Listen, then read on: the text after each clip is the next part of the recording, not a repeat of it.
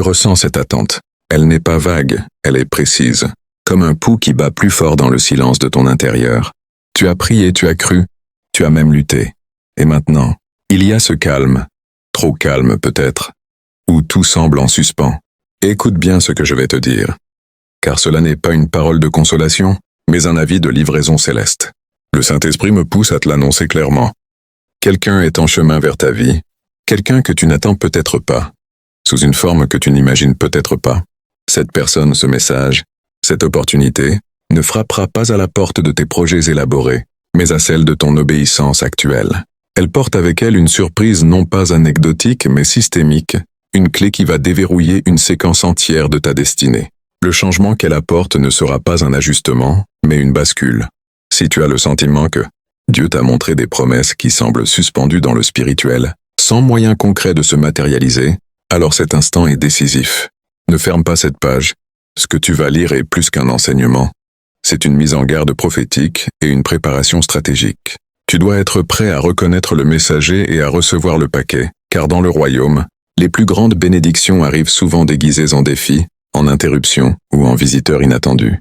Si ton esprit s'est éveillé à ces mots, si tu sais au fond de toi que quelque chose est sur le point de percer dans ton naturel, alors abonne-toi immédiatement et active la cloche. Ici, nous ne jouons pas avec les prophéties. Nous apprenons à discerner les mouvements de la provision divine et à nous positionner pour la recevoir. Ta surprise est en route. Préparons-toi à ouvrir la porte. Regardons ensemble comment Dieu opère. Sa méthode n'est jamais la nôtre. Quand il décide de tout changer, il n'envoie pas un email protocolaire. Il dépêche un messager sur le pas de ta porte. Et très souvent, ce messager vient te tester avant de te bénir. Il vient vérifier le terrain de ton cœur. Souviens-toi d'Abraham aux chênes de Mamré, Genèse 18. Il fait chaud. Abraham est assis à l'entrée de sa tente, à l'heure la plus accablante du jour. Soudain, il lève les yeux. 3 hommes sont là, debout près de lui. Il ne les a pas vus venir. Le texte dit, il courut au-devant d'eux. Son premier réflexe n'est pas la méfiance, ni l'indifférence, mais l'hospitalité radicale et empressée. Il se prosterne, insiste pour qu'il se restaure, fait préparer un festin par Sarah avec de la fine farine, fait tuer un veau tendre et bon. Il sert lui-même, debout près d'eux sous l'arbre, comme un serviteur. Et c'est seulement après cette hospitalité gratuite, coûteuse, offerte à des inconnus, que la parole tombe. Je reviendrai vers toi à cette même époque. Et voici Sarah, ta femme, aura un fils. Genèse 18:10.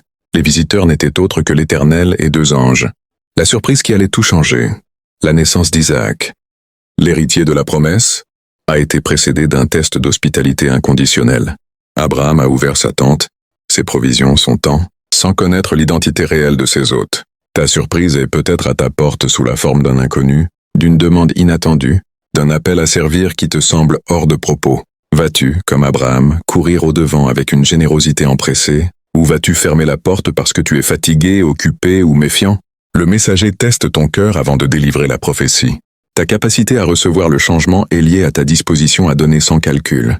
Mais il y a des portes où la surprise arrive sans crier gare, sous la forme d'une crise qui précède la provision. Pensons à la veuve de Sarepta, un roi 17. Une famine frappe le pays.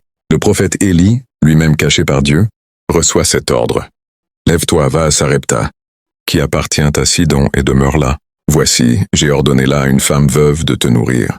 Un roi de Sédanoa. Élie obéit. Il arrive aux portes de la ville et voit une femme qui ramasse du bois. Il l'appelle. Va me chercher, je te prie. Un peu d'eau dans un vase, afin que je boive. Apporte-moi, je te prie, un morceau de pain dans ta main. La réponse de la femme est déchirante. L'Éternel, ton Dieu, est vivant. Je n'ai rien de cuit, je n'ai qu'une poignée de farine. Et voici, je ramasse 2 morceaux de bois, puis je rentrerai et je préparerai cela pour moi et pour mon fils. Nous le mangerons et nous mourrons. Elle est à l'extrême limite. Et c'est à ce moment précis, alors qu'elle s'apprête à faire son dernier repas, qu'Élie, le messager porteur de la surprise divine, frappe à sa porte. Et sa demande semble insensée. Ne crains point. Fais-moi d'abord avec cela un petit gâteau et tu me l'apporteras. Tu en feras ensuite pour toi et pour ton fils. Car ainsi parle l'Éternel, le Dieu d'Israël.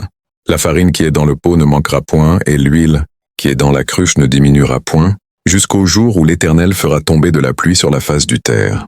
Royce 17:13-14. La surprise, une provision miraculeuse et continue, était conditionnée à un acte de foi extrême.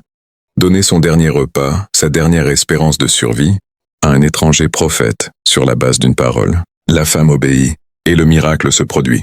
La farine et l'huile ne s'épuisent pas. La surprise a tout changé. La famine a continué dans le pays, mais dans sa maison, il y a eu une abondance surnaturelle. Peut-être que ta porte, en ce moment, est une situation de fin de mois, de fin de ressources, de fin d'idées. Et le messager qui frappe, une parole, une conviction, un appel à donner ou à servir alors, que tu es toi-même dans le besoin, te semble absurde, injuste. Mais si tu reconnais la voix de Dieu derrière la demande et que tu donnes ton dernier morceau, dans la foi, tu déclenches le principe du pot et de la cruche inépuisable. La surprise est une provision qui ne dépend plus des circonstances extérieures. Il y a aussi des surprises qui arrivent sous la forme d'une correction salvatrice, d'un coup d'arrêt qui t'empêche de foncer dans le désastre. Souviens-toi de Balaam, nombre 22. Il est sur son ânesse, en chemin pour maudire Israël contre l'ordre de Dieu, attiré par la récompense de Balak. 3 fois, l'ânesse voit l'ange de l'Éternel se tenir sur le chemin avec une épée nue, et 3 fois elle dévie, écrasant le pied de Balaam contre un mur ou se couchant sous lui. Balaam, aveuglé par son avidité, frappe l'ânesse. Et Dieu ouvre la bouche de l'ânesse qui lui parle pour le reprendre. Finalement, Dieu ouvre les yeux de Balaam qui voit l'ange. Le messager ici était un animal muet, devenu porte-parole de Dieu, et un ange destructeur arrêté dans sa mission de grâce. La surprise a tout changé. Au lieu de prononcer une malédiction, Balaam, sous la contrainte de l'esprit, prononce des bénédictions prophétiques. Parfois, la surprise à ta porte est un obstacle répétitif, une frustration qui te bloque, une voix inattendue, un enfant, un subordonné, un critique, qui te dit une vérité difficile à entendre. Au lieu de maudire l'obstacle, demande à Dieu, « Seigneur, quel ange destructeur cet obstacle est-il en train de m'empêcher? D'affronter dans mon aveuglement ?» Le messager le plus improbable peut être porteur de la parole qui sauve ta vocation. Enfin, il y a la surprise ultime, celle qui arrive après que tout espoir humain ait été abandonné. Les disciples sur le chemin d'Emmaüs, Luc 24. Leur monde s'est écroulé. Jésus est mort. Ils quittent Jérusalem, le cœur lourd, discutant de tous ces événements. Un étranger les rejoint et marche avec eux. Il leur demande de lui expliquer leur tristesse. Ils lui racontent tout, déçus que cet homme semble ignorer ce qui vient de se passer. Puis, à partir de Moïse et de tous les prophètes, il leur explique dans toutes les Écritures ce qui le concernait. Leur cœur brûle en eux tandis qu'ils parlent. Ils arrivent au village. L'étranger fait mine d'aller plus loin. Mais il le presse. Reste avec nous, car le soir approche. Le jour est sur son déclin. Luke 24:29. Ils insistent. Ils ouvrent leur foyer, et c'est à table, quand il prend le pain, le rompt et le leur donne, que leurs yeux s'ouvrent, et ils le reconnurent. Puis il disparaît à leur regard. La surprise, la résurrection, la vérité qui change tout, leur a été révélée par un inconnu, qu'ils ont invité à entrer, alors qu'ils étaient dans la déception et la confusion. Ils ont pressé le messager de rester. Ils ont été hospitaliers dans leur douleur. Et la révélation a éclaté dans l'intimité du repas partagé. Ta déception actuelle, ton chemin qui semble mener loin de Jérusalem, loin de tes espérances, est peut-être le lieu précis où le ressuscité en personne va te rejoindre sous les traits d'une parole, d'un frère ou d'une sœur d'un étranger. Mais il ne se forcera pas. Il fera mine d'aller plus loin. Sauras-tu le presser de rester? Sauras-tu insister pour qu'il entre dans l'intimité de ta maison, de ton cœur déçu? La surprise qui change tout est souvent conditionnée à notre insistance à ne pas laisser partir la présence de Dieu, même quand elle semble obscure. Alors, comment te préparer pour la surprise qui frappe à ta porte? Développe l'hospitalité d'Abraham. Sois prompt à servir, à donner de ton temps, de tes ressources, à l'inconnu, au petit, à celui qui ne peut pas te rendre la pareille. C'est dans ce terreau que poussent les promesses. Obéis à la parole contre toute évidence, comme la veuve. Quand Dieu te demande de donner ton dernier, fais-le. La provision miraculeuse est liée à l'obéissance qui défie la logique de survie. Écoute les voix improbables, comme Balaam. Ne méprise pas l'obstacle, l'échec, ou la correction qui vient d'une source humble. Dieu peut parler parce qu'il y a de plus simple pour te sauver de toi-même. Presse la présence de Dieu dans ta déception, comme les disciples d'Emmaüs. Même si tu ne reconnais pas sa main, insiste. Invite-le à entrer plus profondément. C'est dans l'intimité que la révélation éclate. Dieu n'a pas oublié sa parole sur ta vie. Il a envoyé un messager. Ce messager est peut-être déjà dans ton périmètre. Il frappera quand tu t'y attendras le moins, sous une forme qui pourra te dérouter.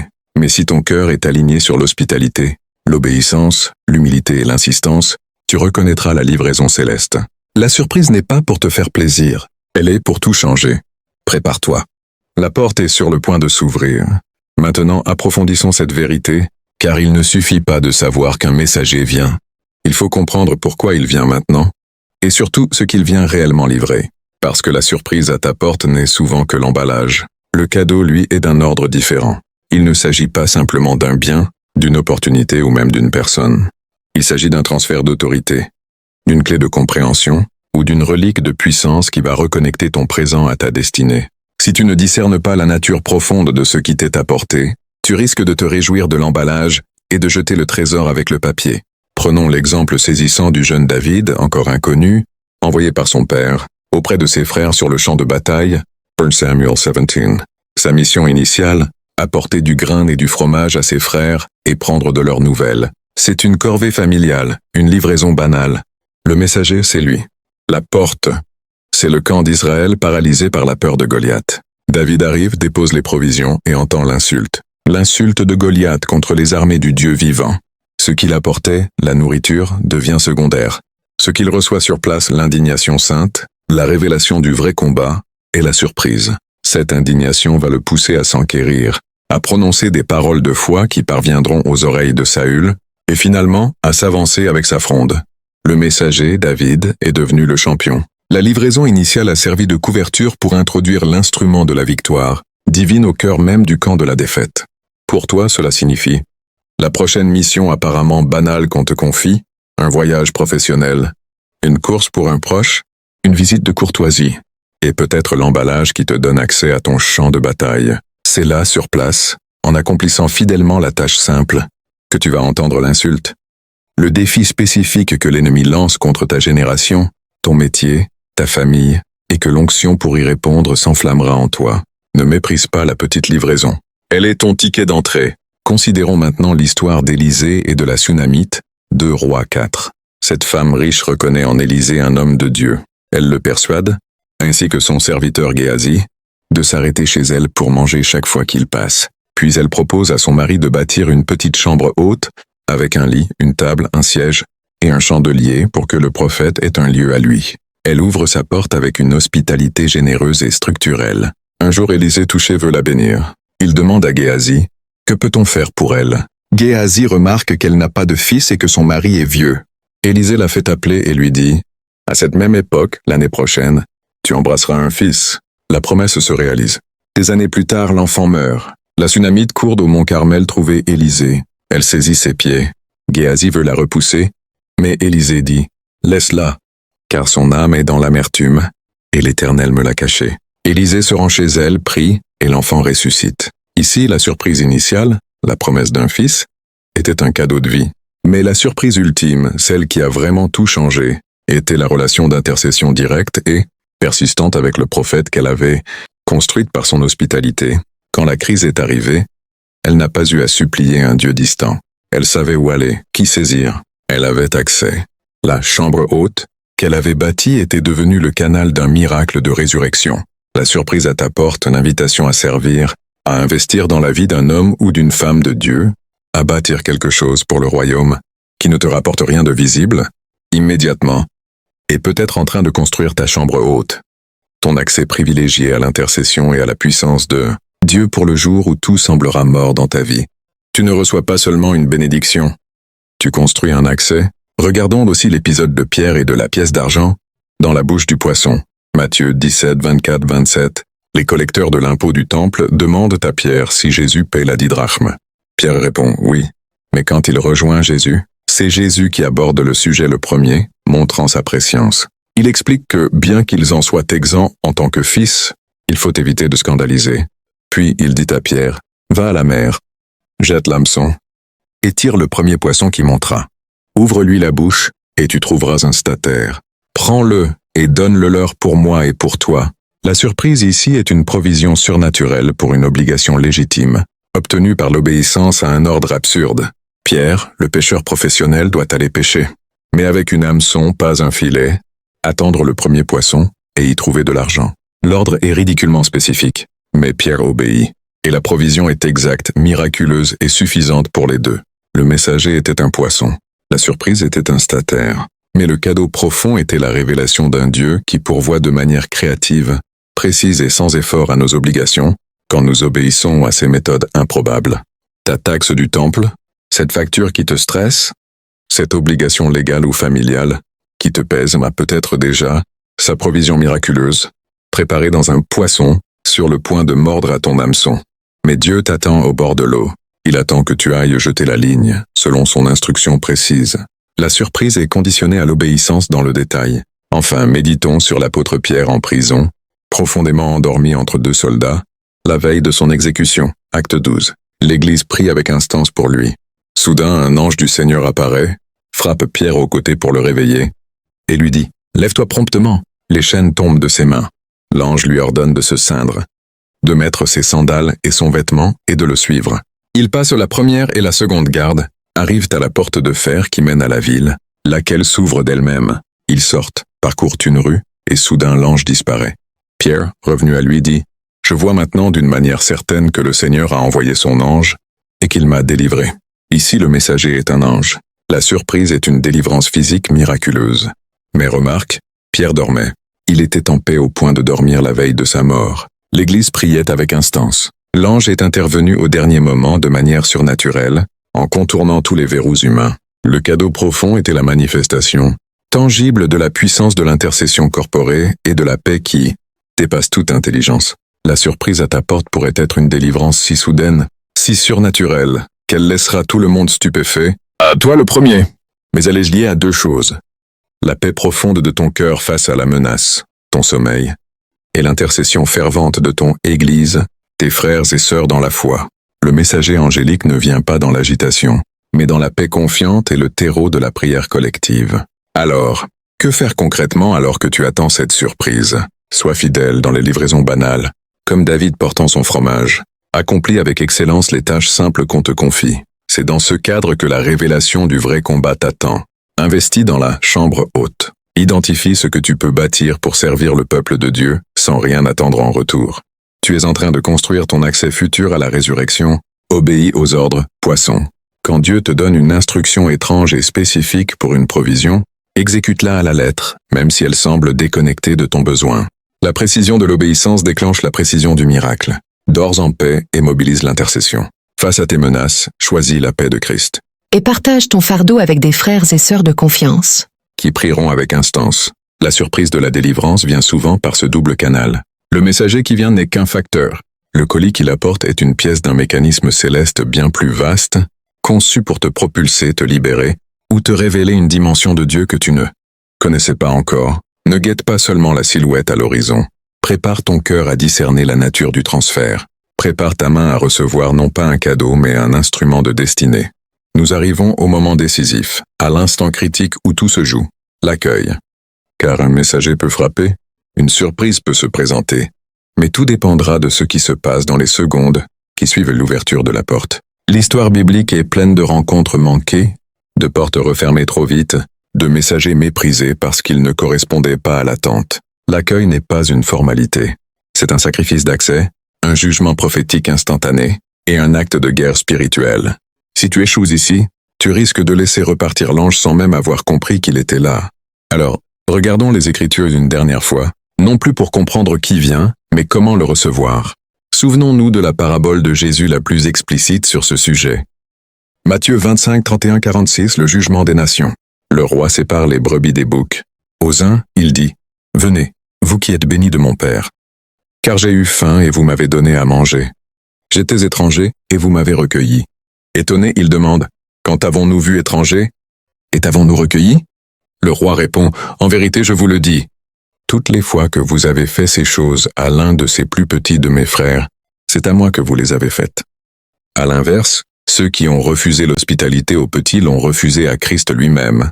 Le message est glaçant de clarté. Le messager suprême, c'est Christ lui-même, déguisé dans la personne du petit, du nécessiteux de l'étranger. Ta surprise d'un qui va tout changer peut se présenter sous les traits d'un réfugié, d'un SDF, d'un voisin en détresse, d'un collègue rejeté. Ton accueil ou ton refus n'est pas un acte de charité sociale. C'est un acte d'adoration ou de rejet envers le roi de l'univers. Cela donne une dimension vertigineuse à chaque interaction. L'étranger à ta porte n'est peut-être pas un ange, mais il est le corps de Christ souffrant. Et ta réaction écrit ton verdict éternel. L'accueil inconditionnel n'est pas une option généreuse. C'est un impératif de reconnaissance du divin dans l'humilié. Regardons maintenant un exemple négatif. Un échec d'accueil qui a eu des conséquences dramatiques. La ville de Sodome, Genèse 19. 2 anges, les mêmes qui étaient avec Abraham, arrivent à Sodome au soir. Lot, assis à la porte de la ville, les voit, se lève, se prosterne et les presse d'entrer dans sa maison. Il insiste, « Non, mais Seigneur, je vous prie, détournez-vous vers la maison de votre serviteur. » Son accueil est empressé, protecteur. Il leur lave les pieds, leur prépare un repas. Mais les hommes de la ville, jeunes et vieux, encerclent la maison et réclament avec violence les étrangers pour les connaître. Lot, dans une tentative désespérée et mal avisée, propose ses filles à la place. Les anges doivent intervenir, frapper les assaillants d'aveuglement et précipiter l'exfiltration de Lot et de sa famille avant la destruction. Ici, l'accueil de Lot fut physique, mais empreint de l'esprit du lieu. Il a accueilli les messagers, mais sa proposition monstrueuse révélait à quel point l'atmosphère de Sodome avait corrompu son jugement moral. Il les a protégés, mais sans comprendre pleinement leur sainteté. À l'inverse, la ville entière a refusé l'étranger avec une hostilité sexuelle et violente, scellant son destin. La leçon est profonde. On peut accueillir le messager dans sa maison tout en ayant un cœur encore partagé, encore imprégné de la culture de mort environnante. L'accueil véritable exige une séparation préalable de l'esprit du monde. Il ne s'agit pas seulement d'ouvrir sa porte, mais de créer un espace sanctifié, où le messager peut délivrer son message sans être souillé ou menacé, parce que tu tolères encore dans ta vie. Ton nostrodome intérieur, des compromis, des habitudes, des alliances douteuses peut rendre ton accueil inefficace, voire dangereux pour le messager. Contrastons avec un accueil transformateur. La maison de Zachée, Luc 19, 1-10. Zachée, chef des publicains, riche, cherche à voir qui est Jésus. Petit de taille, il court en avant et grimpe à un sycomore. Jésus arrive à cet endroit, lève les yeux et lui dit « Zachée, hâte-toi de descendre, car il faut que je demeure aujourd'hui dans ta maison. » Zachée se hâta de descendre et le reçut avec joie. La foule murmura. Il est allé loger chez un homme pécheur. Mais cet accueil joyeux et immédiat déclencha une transformation radicale. Zachée debout dit au Seigneur, « Voici Seigneur, je donne aux pauvres la moitié de mes biens, et, si j'ai fait tort de quelque chose à quelqu'un, je lui rends le quadruple. » Jésus déclara, « Le salut est entré aujourd'hui dans cette maison. » L'accueil de Zachée ne s'est pas limité à offrir le gîte. Il a été un abandon immédiat de son système de valeurs. Il n'a pas négocié, il n'a pas préparé une chambre d'amis. Il a ouvert toute sa maison et, ce faisant, a ouvert son cœur à un renversement total de sa vie. Sa richesse mal acquise a cessé d'être un trésor, pour devenir un instrument de restitution et de grâce. L'accueil du messager Jésus a exigé et produit une conversion économique et sociale instantanée. Quand le vrai messager frappe, il ne vient pas pour être un invité d'honneur dans le cadre de ta vie inchangée. Il vient pour renverser la table de tes priorités. Es-tu prêt, comme Zachée, à une joie qui coûte tout? Enfin, il y a l'accueil du message lui-même, parfois plus difficile que l'accueil de la personne. Pensons au roi Joas, 2 Rois 13, 14, 19, déjà évoqué avec Élisée mourant. Joas vient vers le prophète, pleure et s'écrie « Mon père, char d'Israël et sa cavalerie !» Élisée lui dit de prendre un arc et des flèches, de poser sa main sur l'arc du roi, puis de tirer par la fenêtre vers l'est, en disant « Flèche de délivrance de l'Éternel !» Joas tire, puis Élisée lui dit « Prends les flèches !» Joas les prend. Frappe contre terre. Joas frappe 3 fois et s'arrête. L'homme de Dieu s'irrita contre lui et dit « Il fallait frapper 5 ou 6 fois. Alors tu aurais battu les Syriens jusqu'à leur extermination. Maintenant tu ne les battras que 3 fois. » L'accueil du message ici était limité par le manque de persévérance et de foi dans le symbolique. Joas a accueilli la première instruction, tirer une flèche. Mais il n'a pas accueilli l'esprit de l'acte jusqu'au bout. Il a fait le geste, mais sans la conviction qu'il aurait poussé à le répéter jusqu'à la victoire totale. Son accueil fut tiède, mesuré, raisonnable, et la bénédiction fut limitée en proportion. Quand le messager te donne une parole, un ordre symbolique, commence à écrire « Prie pour cette personne ». Donne cette somme, répète cette action. Ton accueil ne s'arrête pas au premier « oui ». Il se mesure à la persévérance avec laquelle tu frappes le sol. Un accueil tiède produit une bénédiction limitée. Un accueil radical, répété, infatigable, déclenche l'extermination de l'ennemi. Alors, comment pratiquer l'accueil qui change tout? Vois Christ dans le plus petit. Entraîne ton regard à discerner Jésus déguisé dans les personnes méprisées, gênantes ou nécessiteuses. Ton accueil envers elles est un sacrement. Sanctifie ton espace avant l'arrivée. Nettoie ta maison spirituellement. Renonce aux compromis, aux alliances malsaines, à l'esprit de Sodome qui pourrait menacer ou corrompre le message. Prépare-toi à une joie coûteuse. Quand le messager principal, Jésus par son esprit, annonce qu'il vient demeurer chez toi aujourd'hui, sois prêt, comme Zachée, à une restitution radicale, à un abandon joyeux de ce qui constituait ta sécurité et ton identité. Accueille le message jusqu'au bout. Quand une direction est donnée, ne t'arrête pas à la première obéissance. Frappe le sol, jusqu'à ce que l'esprit te dise d'arrêter. La persévérance dans l'acte symbolique est la clé de l'ampleur de la délivrance. Le messager est en chemin. La surprise est scellée. Maintenant, tout repose sur ce qui va se passer entre le moment où tu entendras frapper et les 5 minutes qui suivront ton entrée. Ouvriras-tu grand la porte ou entr'ouvriras-tu la chaînette? L'inviteras-tu à entrer dans le salon ou dans le sein des seins de ton intimité? L'écouteras-tu d'une oreille distraite ou tomberas-tu à genoux en reconnaissant la voix du roi? L'accueil n'est pas une réaction, c'est une prophétie sur ton avenir. Sois de ceux qui, en accueillant un petit, ont accueilli le ciel entier. Ta surprise est sur le pas de la porte, ton éternité aussi. Mon point de vue, tel que je le déploie à travers ces textes, est celui d'un architecte de la conscience d'appel. Je ne me considère pas comme un créateur de contenu, mais comme un ingénieur spirituel dont la mission est de recalibrer les mentalités, de reconnecter des câbles théologiques défaillants et de rétablir le courant à haute tension entre la vie quotidienne des croyants et le plan stratégique de Dieu. Je vois l'élu moderne comme un atout dormeur dans une guerre, dont il ignore souvent l'étendue. Il est riche d'une identité céleste mais vit dans une psychologie de mendiant. Il possède des promesses mais manque du manuel d'utilisation.